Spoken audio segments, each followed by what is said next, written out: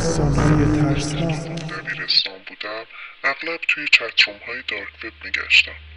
تقریبا هر روز برای 5 ماه کامل. قبل مدرسه، بعد از مدرسه، بعد از تمرین فوتبال و قبل از خواب. من همیشه اونجا بودم. با یه نفر توی دارک وب همیشه چت میکردم چون خیلی باحال به نظر میرسید. همیشه لینک ویدیوهای خنده‌دار و سرگرمی برام میفرستاد. تقریبا از ماه سوم همه چیز تغییر کرد. اون برام لینک چتروم‌های عجیبی رو میفرستاد. بعد شروع کرد به فرستادن لینک های لایف های دارک. یه روز رفتم توی یه لایف.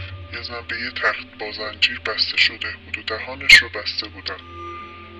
من کلیک کردم و از لایف بیرون اومدم. سعی کردم که روی یه لینک دیگه کلیک کنم ولی نشانه موسم سریع حرکت میکرد. خودش حرکت میکرد. دوباره روی لینک لایف اون خانم زنجیر شده کلیک کرد. وقتی صفحه باز شد اون خانم هنوز اونجا بود و یه آقایی که یه گونی روی سرش هم بود اونجا بود. روی گونی فقط جای یه چشم رو برش زده بودن.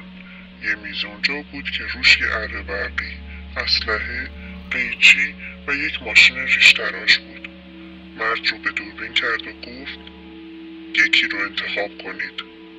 همه قیچی و ماشین ریشتراش رو انتخاب کردن. اون موهاش رو تراشید. بعد گفت یکی دیگه رو انتخاب کنید و همه تفنگ رو انتخاب کردن.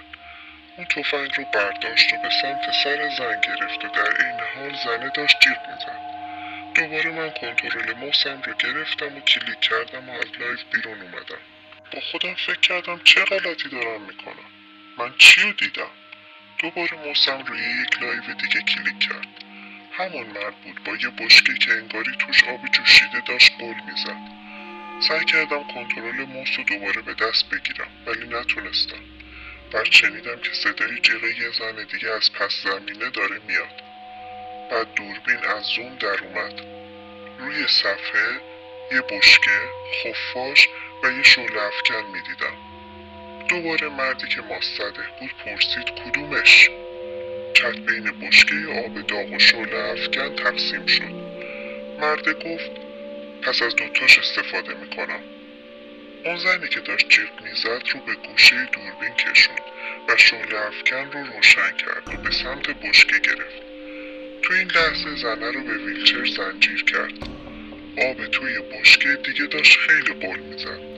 خانم شروع کرد به لگد زدن و جیغ بلندتر کشیدن.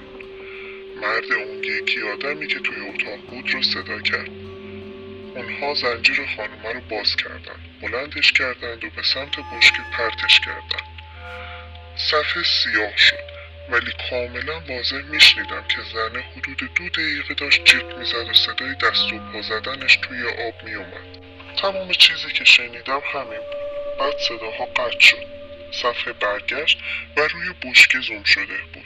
اون دوتا مرده اونجا همونطوری ایستاده بودند و به دوربین زل زده بودند و خیلی عجیب نفس میکشیدن و اون زن نمیدونم چطور توضیحش بدم ولی یه صحنه خیلی وحشتناک بود. بعد لایف تموم شد. من همه چیز رو بستم و اونجا توی سکوت یه مدتی نشسته بودم. صادقانه بگم اون آخرین باری نبود که توی دارک وب بودم. چون بخوام رو راست باشم ازش لذت بردم. اون بیرون کلی آدم شبیه من هستن. بیشتر از اون چیزی که فکر میکنید. مراقب رفتن توی دارک وب باشید.